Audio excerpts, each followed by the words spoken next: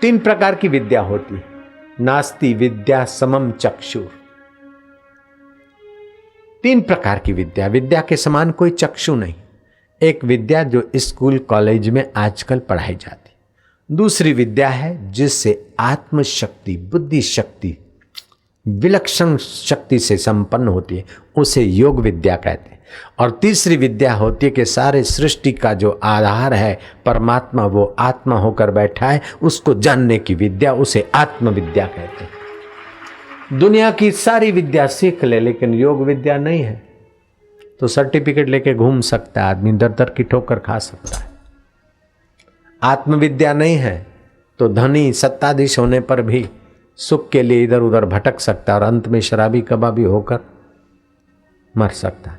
लेकिन जिसके जीवन में योग विद्या या आत्मविद्या, उससे बाहर की विद्या कम हो चाहे ज्यादा हो, उसके जीवन में चार चांद लग जाते और सर्वत्र पूजायमान होता है।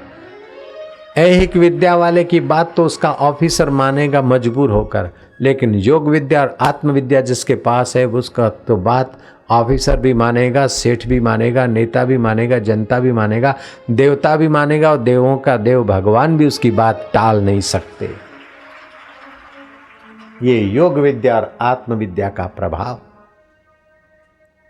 और तुम्हारे देश की कन्याओं ने आत्मविद्या और योग विद्या का धन ऐसा कमाया कि बड़े बड़े सम्राट उनके चरणों पर अपना मत्था रख के अपना भाग्य बनाते। साधारण सम्राट नहीं, धर्मज्ञ, मर्मज्ञ, विशाल काय विशाल राज्य के धनी राजा जनक, श्री रामचंद्र जी के ससरा जयराम जी की कितनी ऊंची कमाई के धनी राजा जनक ने देखा कि राज दरबार में 18 वर्ष की एक कुमारी आई। उसकी योग विद्या और आत्मविद्या के साथ की ऐहिक विद्या का ऐसा प्रभाव कि जनक राज दरबार में उस कन्या के प्रवेश को देखकर सारे मंत्रियों से मुख मोड़कर उस कन्या के तरफ देखने लगे और बेटी, तुम कैसे आई हो राज दरबार में? तुम्हें क्या चाहिए? तुम्हें किसने सताया है? मुझे किसी ने सताया नहीं है।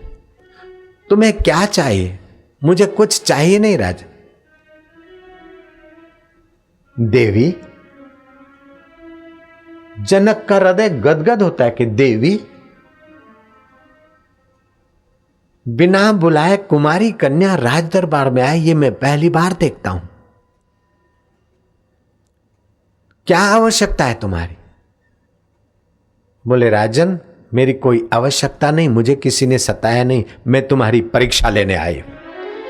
क्या साहस, क्या उद्यम, क्या पराक्रम और क्या बुद्धि शक्ति। उस कन्या का नाम था सुलभा। मेरी परीक्षा? कि हां राजन, आप जीवन मुक्त महात्मा जनक माने जाते हैं।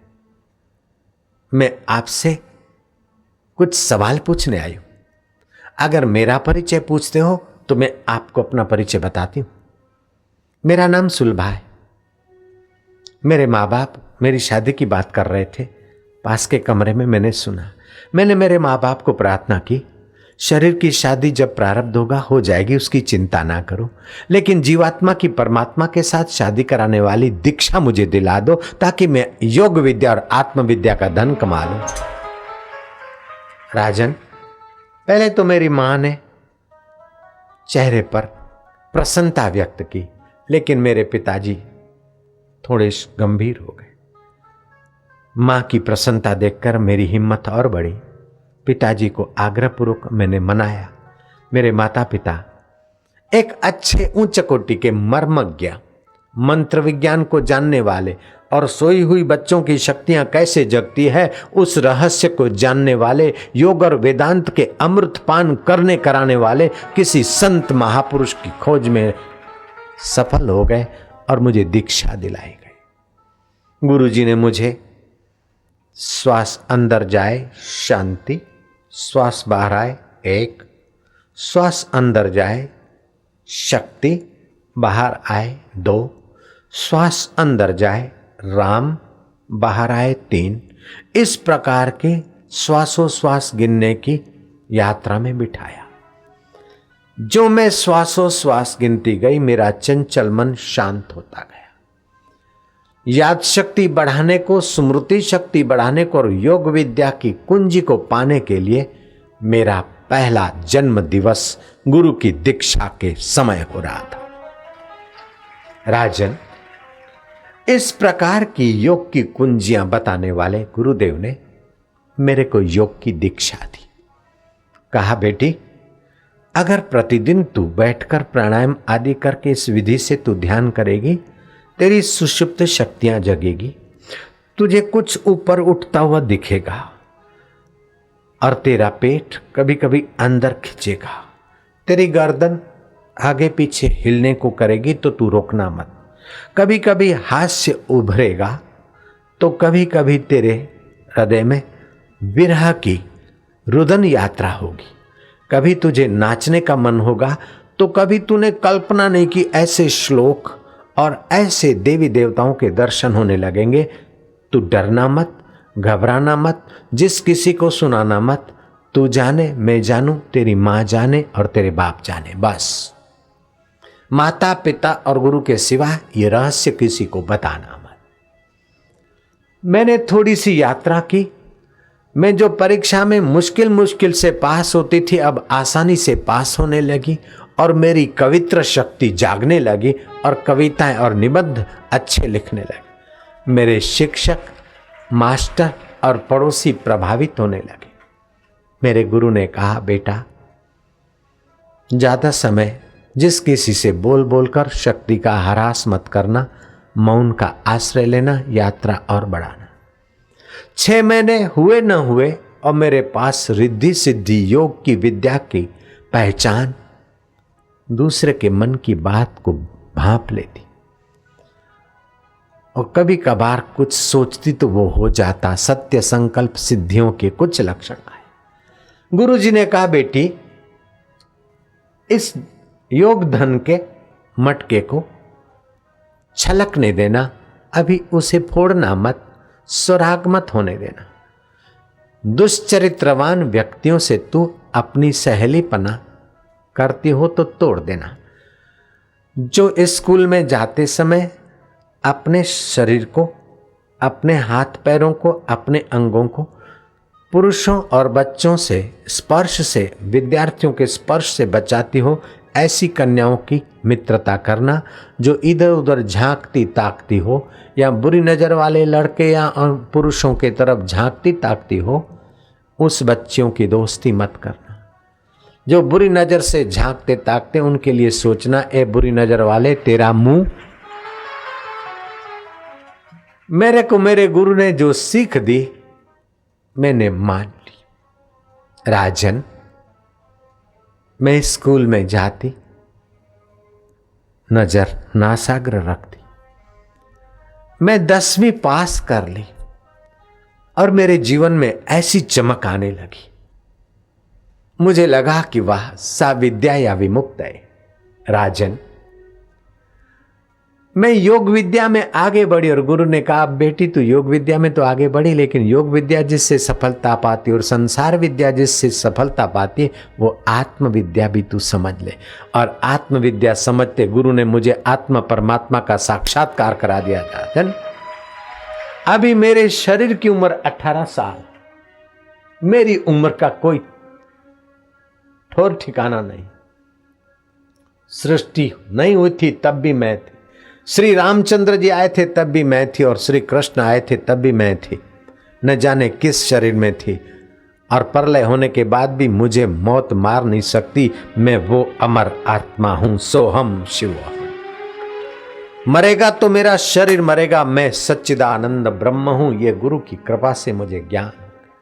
राजन, मैंने सुना है कि आपने योग विद्या भी पाई है और आत्मविद्या देने वाले याज्ञवल्क्य गुरु जी की भी कृपा पाई।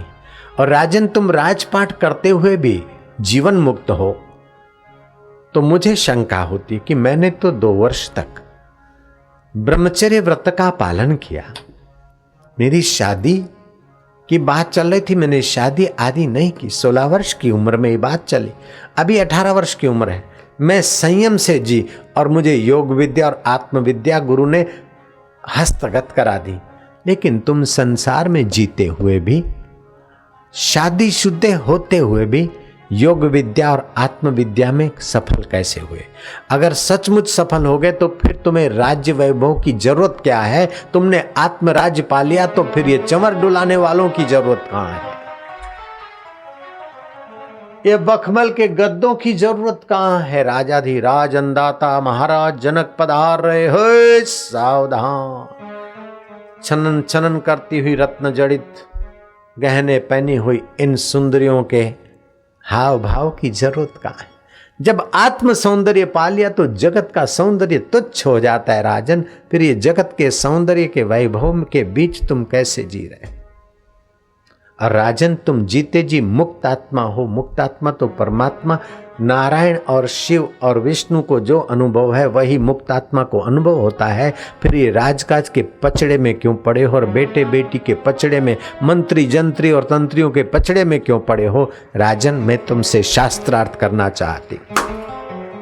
राजा जनक खिन्न नहीं हुए, घबराए भी नहीं, प्रसन्न हुए